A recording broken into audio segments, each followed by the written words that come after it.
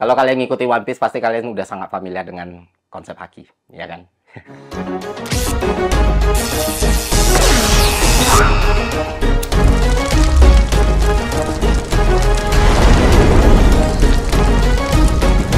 Ya kan? Di One Piece itu ada konsep haki, ada 3 haki, dan salah satu haki yang paling terkenal, apalagi kalau bukan Hashoko Haki atau haki raja. Nah, di cerita One Piece itu nggak semua orang, Pak, punya haki raja. Haki raja itu cuma diperuntukkan untuk mereka-mereka yang punya mental yang luar biasa kuat dan kemampuan yang luar biasa baik. Nah, haki ini itu biasanya muncul atau merekah atau sampai ke dalam top performanya ketika dihadapi pertarungan hidup dan mati. Pertarungan super sulit yang sangat-sangat menyusahkan. Nah, dalam cerita One Piece kayak gitu. Misalnya kayak Luffy, dia baru sampai nih di potensi maksimal haki rajanya ketika dia lawan Kaido. Atau Zoro itu baru muncul haki rajanya ketika dia lawan King. Nah, begitulah cara kerja haki raja di dalam dunia One Piece. Yang menariknya adalah, itu tadi malam gue temukan, Pak. Tapi bukan di anime One Piece ataupun di manga One Piece. Melainkan di dunia nyata. Mental raja yang benar-benar kuat di diri masing-masing pemain timnas kita. Staf pelatih kita. Dan bahkan supporter kita.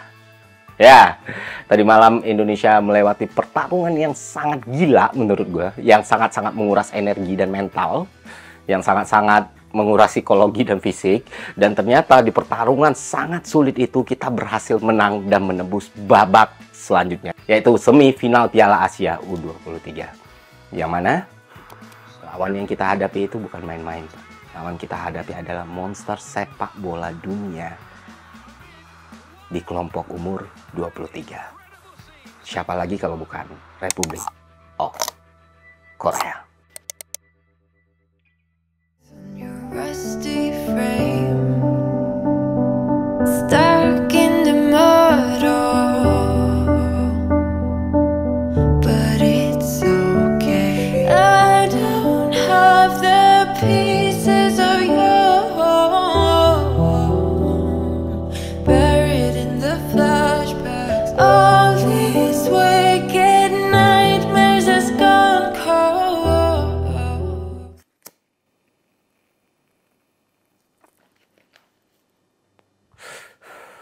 Jadi dari sejak malam tadi main Indonesia lawan Korea, gue tuh sama sekali belum tidur.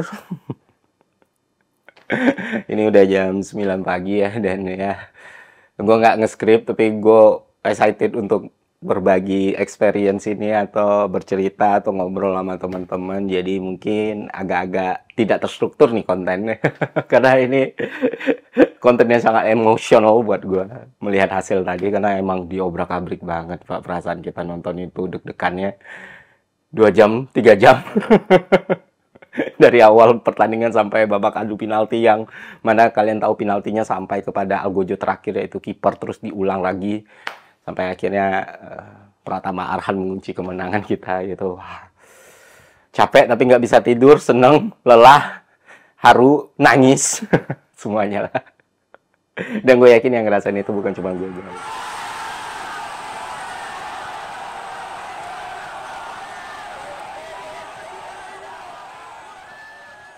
Mungkin yang nggak ngikutin sepak bola ya, atau ngikutin segedarnya aja ketika gue ngomong kalau Korea itu monster sepak bola dunia di umur 23, ngerasa gue hiperbola gitu, berlebihan.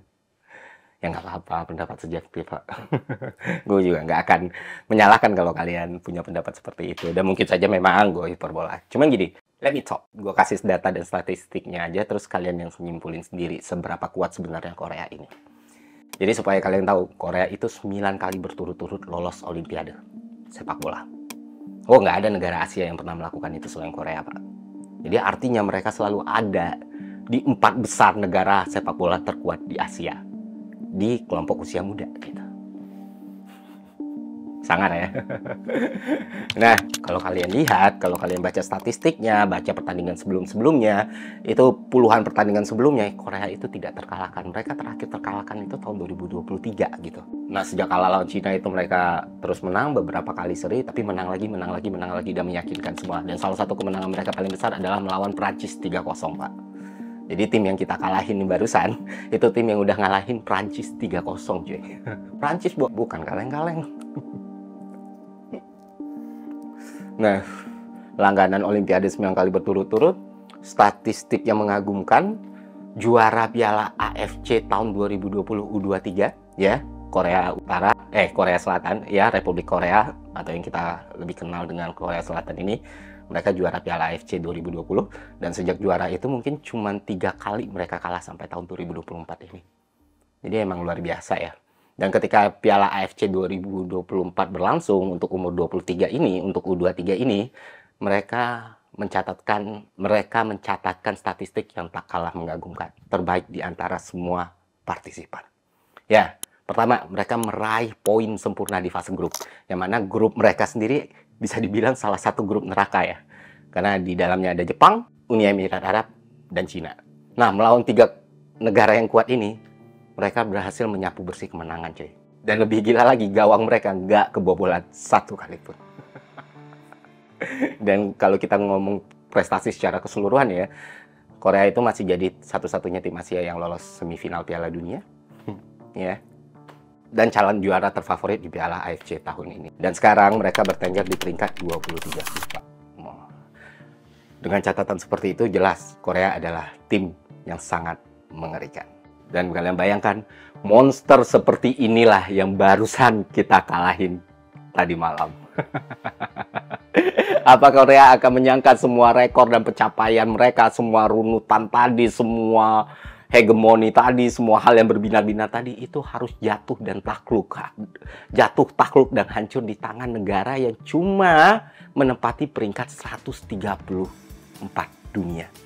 Dan yang lebih menyedihkan lagi adalah negara ini dilatih oleh pelatih yang mereka ragukan dulu, yang mereka pecat dulu, dan yang mereka lempar dengan telur dulu. Dan kalau kalian update media Korea sekarang, kalian akan menemukan berita yang mengejutkan. Masyarakat Korea menyadari bahwa Korea sudah melakukan kesalahan dengan memecat Shin Tae-yong. Dan akhirnya Shin Tae-yong lah yang memulangkan mereka dari Piala AFC dan memberikan mereka kekalahan pertama kali setelah ratusan hari.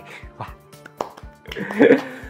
Dan yang lebih membanggakan lagi, Indonesia melakukannya dengan sangat elegan, dengan sangat terhormat, dengan sangat kesatria, Pak. Ya, waktu kita dapat drawing lawan Korea dan sudah masuk ke fase knockout ya, wah Korea langsung nih gitu. Dan ya, ekspektasinya tuh nggak yang tinggi-tinggi banget. Walaupun di konten sebelumnya gue bilang, gue masih yakin kita punya peluang besar untuk menang. Tergantung bagaimana permainannya dan tergantung bagaimana perkembangan dari timnas kita sendiri. Dan ternyata Nathan itu berhasil dibujuk, terima kasih Pak Erik. Gue juga heran Towel itu. Dan ya yang lebih bikin lucu lagi, Towel marah-marah kenapa si Shin Tae-yong pakai Nathan. Itu orang tolonglah jangan dikasih panggung lagi media-media. Beli gue. Nah, yaudah skip. Nah akhirnya Indonesia berhasil mengendalikan permainan, walaupun lawannya Korea Selatan yang gila ini ya, lawan yang Korea yang sekuat ini, yang dengan semua catatan mengagumkan tadi, kita main sama sekali tidak panik, sama sekali tidak gugup. Kita berusaha mengambil inisiatif permainan, kita mencetak gol pertama. Dan ketika diberikan gol balasan, dan ketika gol itu disamakan, kita tidak jatuh mental, kita balas dengan cepat lagi, kita leading lagi 2-1 gitu loh. Dan ketika kita leading lagi 2-1, ternyata disamain lagi 2-2, kita kuasai lagi pertandingan perpanjangan waktu, dan di penalti yang sangat-sangat melelahkan ini, kayaknya ini penalti terpanjang yang pernah gua tonton ya. Biasanya selesai di kiper dan kiper gitu. Ini ngulang satu cycle lagi, 2-3 pemain kalau nggak salah, sampai si Arhan baru selesai. Itu jelas menguras energi dan mental, dan Indonesia melakukannya dengan sangat baik. Dan kalau kita bedah pemain-pemainnya, itu benar-benar terlihat bahwa mental kita itu mental juara, cuy. Padahal nggak pernah juara.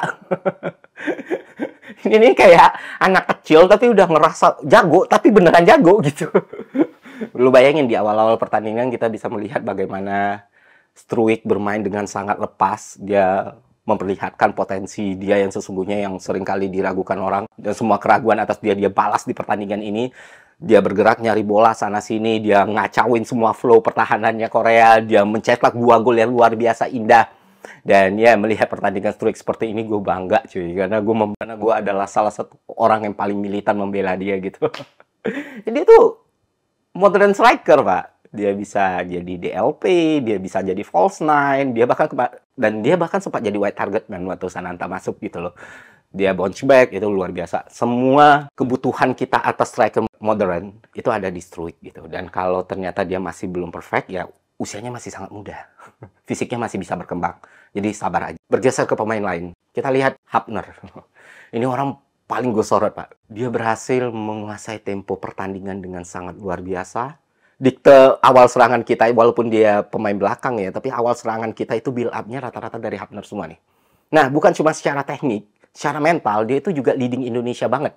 Kenapa? Karena ya Hafner yang bikin pemain Korea diusir gitu. Cara dia provokasi, cara dia bermain mental, cara dia taunting itu luar biasa sekali. Dan ketenangannya juga terjaga sampai menit-menit terakhir. Dan jangan lupa juga di momen adu penalti, itu pemain menunjukkan ke kita semua kalau dia punya grinta gitu.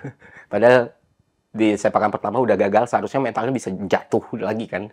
Kalau itu pemain nggak kuat mental, ketika sepakan pertama gagal, mungkin sepakan kedua akan lebih berat. Tapi Hafner bisa mengeksekusi itu dengan baik. Ya, dia salah satu pemain yang paling bersinar di lapangan, selain Rizky Ridho. Terus juga kita bisa lihat Hernando, kesayangan kita semua.